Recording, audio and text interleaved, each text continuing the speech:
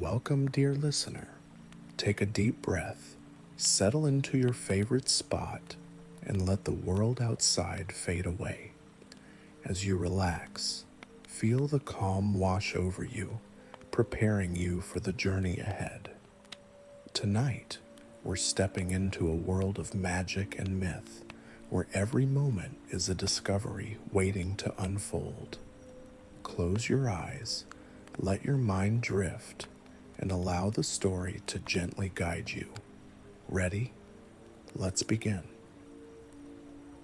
Imagine standing at the edge of a forest so ancient that each tree holds secrets within its bark, and every breeze carries the echoes of forgotten legends. The air is thick with the scent of cherry blossoms, mingled with the earthy aroma of moss and damp wood. Time here doesn't merely pass, it lingers, drapes itself over you like a comforting blanket, inviting you to pause and breathe in the tranquility that permeates this place. You step forward, the soft earth giving slightly beneath your feet, and the faint rustle of leaves whispers secrets only the forest knows. The light is different here, softer, filtered through the canopy of cherry trees that seem to glow with an ethereal light. This is the eternal Sakura Grove, a sanctuary hidden away from the rush of the world, where the boundary between past and present fades, and each moment feels like a carefully guarded treasure. As you take another step, a sense of calm washes over you, as if the grove itself is welcoming you into its fold. Let us walk this path together and discover the stories that have been waiting deep within the heart of this mystical forest. Kaito, a young scholar with deep, searching eyes, is not just any wanderer. His journey is driven by something more profound than mere curiosity, a longing that gnaws at his soul, a void that the passing of time has done nothing to fill. For years, he has carried with him the burden of unanswered questions, fragmented memories that haunt his dreams, and the ache of a family lost to the sands of time. The legends he has spent his life studying speak of a powerful artifact hidden deep within this grove, an ancient relic said to hold the essence of the moon itself, known as the Luna Essence. It is this artifact that Kaito seeks, for he believes it might hold the key to reuniting him with his lost family, or at the very least, bring him the peace that has eluded him for so long. As he steps deeper into the grove, the world around him begins to shift. The air grows cooler, the light softer, as if the grove is wrapping itself around him, urging him to let go of the worries that weigh him down. The cherry blossoms, delicate and pink, seem to glow with a light of their own, creating a canopy above him that filters the moonlight into a soft, silvery haze. It is in this surreal, almost dreamlike setting that Kaito feels the presence of another, a presence that is as old as the grove itself. Tsukiko, a girl with hair the color of moonlight and eyes that reflect the depths of the night sky, emerges from the shadows of the trees. There is something otherworldly about her, something that goes beyond her ethereal beauty. She moves with a grace that is almost unnatural, her steps barely disturbing the petals that carpet the forest floor. Kaito feels an inexplicable pull toward her, as if she holds the answers to questions he hasn't even thought to ask. She is the guardian of the eternal Sakura Grove, a being who has existed for as long as the forest has stood, and her presence brings a sense of calm and mystery that both intrigues and unsettles him. Tsukiko regards Kaito with a knowing look, as if she can see into the very depths of his soul. "You seek the Luna essence," she says, her voice soft yet resonant, carrying with it the weight of centuries. "But what you seek is not merely an artifact. The grove tests all who enter, revealing their deepest fears and desires. Are you prepared for what you might find?" Kaito hesitates, the gravity of her words sinking in, but he nods, determination burning in his eyes. "I have to find it. I've come too far to turn back now." With a slight smile, Tsukiko gestures for him to follow her, and together they set out into the depths of the grove. The path ahead is winding and narrow, lined with trees whose branches reach out like ancient arms, guiding them toward their destination. As they walk, Kaito feels the grove come alive around him. The rustling of leaves becomes a melody, the distant sound of flowing water a gentle accompaniment. There is magic here, a magic that feels both familiar and foreign, as if he has stepped into a place that exists beyond time and space. As they move deeper into the grove, Tsukiko begins to speak, her words weaving together stories of the forest, of the countless souls who have passed through its gates, each seeking something different, each leaving behind a piece of themselves. "The eternal Sakura Grove is not just a place," she explains. "It is a living entity, shaped by the hopes, fears, and dreams of those who enter it. The Luna essence you seek is not simply an object of power. It is the heart of the grove itself, the source of its magic, and the reason it has endured for so long." Kaito listens intently, the weight of her words sinking in. "But why is it hidden here? Why does the grove test those who seek it?" "The grove guards the Luna essence because it is a force that cannot be wielded lightly," Tsukiko replies. "It has the power to bend time, to reveal truths that are hidden, to connect the present with the past. But such power comes with a price. The grove tests those who seek it to ensure that they are worthy, that their intentions are pure." As they continue their journey, Kaito begins to notice subtle changes in the grove around them. The trees seem to grow taller, their branches more twisted, as if they are watching, waiting. The light becomes dimmer, the air heavier, filled with the scent of something ancient and powerful. Kaito's heart quickens, a sense of unease settling in his chest. It is then that the visions begin. At first, they are fleeting, glimpses of faces he hasn't seen in years, flashes of memories long buried. But as they press on, the visions become more vivid, more insistent. He sees his family, his parents and sister, standing before him, their faces filled with sorrow. They reach out to him, their voices echoing in his mind, pleading for him to find them, to save them. Kaito's steps falter, his breath catching in his throat. He knows these are illusions, tricks of the grove, but the pain in his heart is real. Tsukiko notices his distress and places a hand on his arm, grounding him in the present. "The grove is testing you," she says gently. "It's showing you what you fear most. But remember, these visions are not real. They are reflections of your own mind, your own doubts." Kaito closes his eyes, taking a deep breath, trying to steady himself. He knows she's right, but the pain of seeing his family, of feeling their absence so acutely, is almost too much to bear. He opens his eyes, focusing on Tsukiko's calm presence, using it as an anchor. I can't turn back, he says, more to himself than to her. I have to keep going.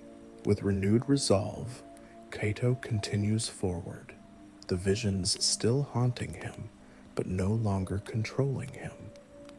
Tsukiko stays by his side, a silent guide through the darkness of the grove.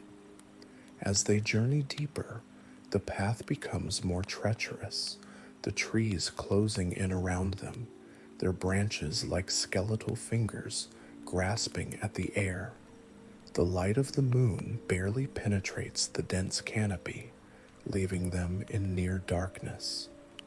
After what feels like hours of walking, they reach a clearing, and Kaido stops in his tracks, his breath catching in his throat. In the center of the clearing stands an ancient tree, larger and more imposing than any he has ever seen. Its bark is dark, almost black, and covered in glowing symbols that pulse with a soft blue light. The tree seemed to hum with power, the air around it thick with the energy of the Luna essence.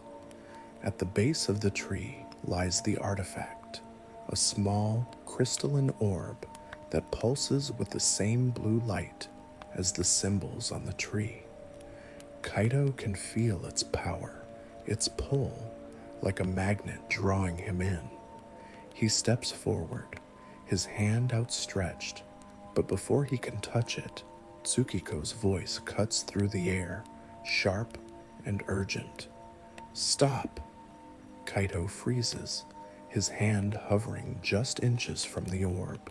He turns to look at Tsukiko, confusion and fear written on his face.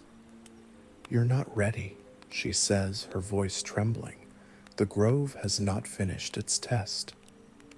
Before Kaito can respond, the ground beneath them begins to shake, and the air is filled with a deafening roar.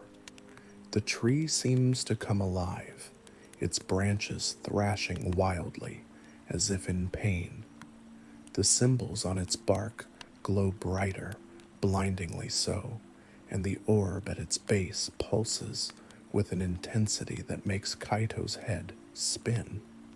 He staggers back, his mind reeling, and suddenly the world around him dissolves into chaos. He finds himself standing on a battlefield, the sky above him dark and stormy, the ground littered with bodies. The air is thick with the stench of blood and smoke, and the sound of clashing swords fills his ears. He looks down at his hands and sees that they are stained with blood, his own sword gripped tightly in his fist. Panic sets in as he realizes where he is, what he is seeing. This is a memory, his memory, one he has tried so hard to forget. The vision shifts, and now he is standing in a small, dark room, the walls closing in on him. He sees his family, huddled together, their faces pale and frightened. His father is speaking, but Kaito can't hear the words. All he can see is the fear in their eyes, the tears streaming down his sister's face. And then, as quickly as it began, the vision fades, and he is back in the grove, the ground still shaking beneath him, the tree still thrashing in the wind. Kaito falls to his knees, his breath coming in ragged gasps. The weight of the visions, the memories, is too much. He feels like he is being torn apart, the pain in his heart unbearable. But then, through the haze of his anguish, he feels a hand on his shoulder. He looks up and sees Tsukiko, her eyes filled with a sadness that mirrors his own. The grove is showing you your past, she says softly. It's showing you the pain you've carried with you for so long. But you must let it go, Kato. You must let go of the past if you want to move forward. Kaito shakes his head, tears streaming down his face. I can't, he whispers. I can't let them go. Tsukiko kneels beside him, her hand still on his shoulder, grounding him, keeping him from falling apart completely. You're not alone, she says, her voice barely above a whisper. You never have been. And in that moment, Kaito understands. He has spent so long searching for answers, searching for a way to bring his family back, that he has lost sight of what truly matters. The Luna essence, the artifact, none of it will bring them back. But that doesn't mean he is alone. Tsukiko, the grove, even the memories, these are all part of him, part of his journey. With a deep breath, Kaito rises to his feet, Tsukiko standing beside him. The ground has stopped shaking, the air has grown still, and the tree, once wild and thrashing, now stands calm and silent. The orb at its base still glows with a soft blue light, but it no longer calls to him with the same intensity. He steps forward once more, but this time he doesn't reach for the orb. Instead, he places his hand on the bark of the tree, feeling the pulse of its energy beneath his fingers. The tree responds, the symbols on its bark glowing brighter, and Kaito feels a warmth spread through his body, a warmth that chases away the darkness, the pain. He closes his eyes, and in his mind, he sees his family, not as they were in those last terrible moments, but as they were before, happy, smiling, whole. He sees them standing in the grove, bathed in the light of the moon, their faces peaceful, content. And he knows, in that moment, that they are at peace, and that it is time for him to find peace as well.